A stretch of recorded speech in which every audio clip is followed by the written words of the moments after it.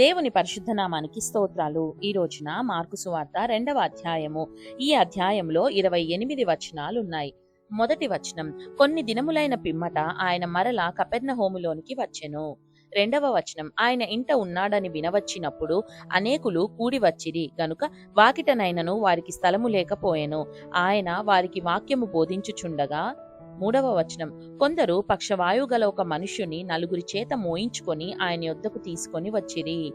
4వ వచనం, చాలా మంది కూడి ఉన్నందున వారాయన యొద్దకు చేరలేక ఆయన యున్న చోటికి పైగా ఇంటి కప్పు విప్పి సందు చేసి పక్షవాయువు గల వానిని పరుపుతోనే దింపిరి. 5వ వచనం, యేసు వారి విశ్వాసము చూచి, కుమారుడా, నీ పాపములు క్షమింపబడి ఉన్నవని పక్షవాయువు గలవానితో చెప్పెను. 6వ వచనం, శాస్త్రుల్లో కొందరు అక్కడ కూర్చుండియుండిరి. 7వ వచనం, వారు ఇతడు ఇట్లెందుకు చెప్పుచున్నాడు, దేవదూషణ చేయుచున్నాడు గదా, దేవుడొక్కడే తప్ప పాపమును క్షమింపగలవాడెవడని తమ హృదయములలో ఆలోచించుకొనిరి. 8వ వచనం, వారు తమలో తాము ఇలాగున ఆలోచించుకొనుట యేసు వెంటనే తన ఆత్మలో తెలుసుకొని, మీరిలాంటి సంగతులు మీ హృదయములలో ఎందుకు ఆలోచించుకొనుచున్నారు? 9వ వచనం, ఈ పక్షవాయువు గల వానితో నీ పాపములు క్షమింపబడి ఉన్నవని చెప్పుట సులభమా, నీవు లేచి నీ పరుపెత్తుకొని నడువుమని చెప్పుట సులభమా? 10వ వచనం, అయితే పాపములు క్షమించుటకు భూమి మీద మనుష్య కుమారునికి అధికారము కలదని మీరు తెలుసుకొనవలెనని వారితో చెప్పి 11వ వచనం, పక్షవాయువు గల వానిని చూచి నీవు లేచి నీ పరుపెత్తుకొని ఇంటికి పొమ్మని నీతో చెప్పుచున్నానెను. 12వ వచనం, తక్షణమే వాడు లేచి పరుపెత్తుకొని వారందరి ఎదుట నడిచిపోయెను గనుక వారందరూ విభ్రాంతి నొంది మనం ఇలాంటి కార్యములను ఎన్నడూనూ చూడలేదని చెప్పుకొనుచు దేవుని మహిమపరచిరి. 13వ వచనం, ఆయన సముద్ర తీరమున మరలా నడిచిపోవుచుండెను. జనులందరూ ఆయన యొద్దకు రాగా ఆయన వారికి బోధించెను.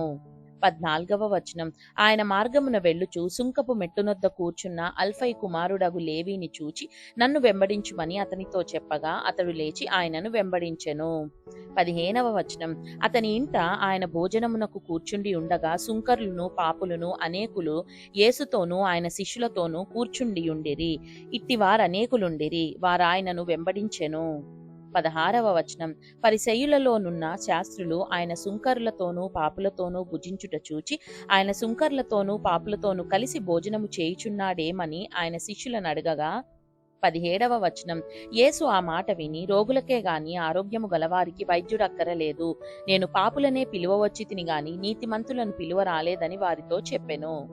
18వ వచనం, యోహాను శిష్యులను పరిసయ్యులను ఉపవాసం చేయుట కద్దు, వారు వచ్చి యోహాను శిష్యులను పరిసయ్యుల శిష్యులను ఉపవాసం చేయుదురు గాని నీ శిష్యులు ఉపవాసం చేయరు, దీనికి హేతువేమని ఆయన నడుగగా 19వ వచనం, యేసు, పెండ్లి కుమారుడు తమతో కూడా ఉన్న కాలమున పెండ్లి ఇంటివారు ఉపవాసం చేయదగునా, పెండ్లి కుమారుడు తమతో కూడా ఉన్నంత కాలము ఉపవాసం చేయదగదు గాని 20వ వచనం, పెండ్లి కుమారుడు వారి యొద్ద నుండి కొనిపోబడు దినములు వచ్చును, ఆ దినములలోనే వారు ఉపవాసము చేతురు.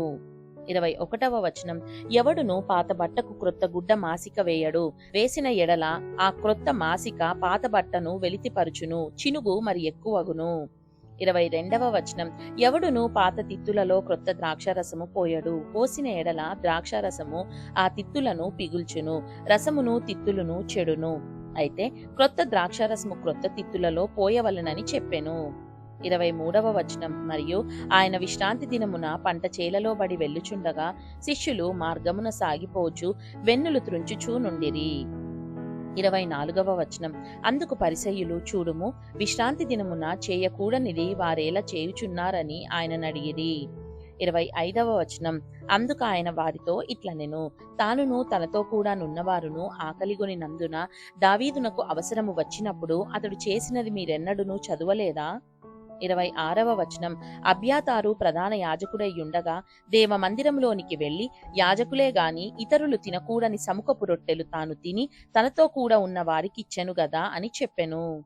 27వ వచనం, మరియు విశ్రాంతి దినము మనుషుల కొరకే నియమింపబడెను గాని మనుష్యులు విశ్రాంతి దినము కొరకు నియమింపబడలేదు. 28వ వచనం, అందువలన మనుష్య కుమారుడు విశ్రాంతి దినమునకును ప్రభువై ఉన్నాడని వారితో చెప్పెను. దేవుడు చదవబడిన పరిశుద్ధ వాక్యాన్ని మనందరి వినికిడిలో దీవించి మనల్ని ఆశీర్వదించునుగాక. ఆమేన్.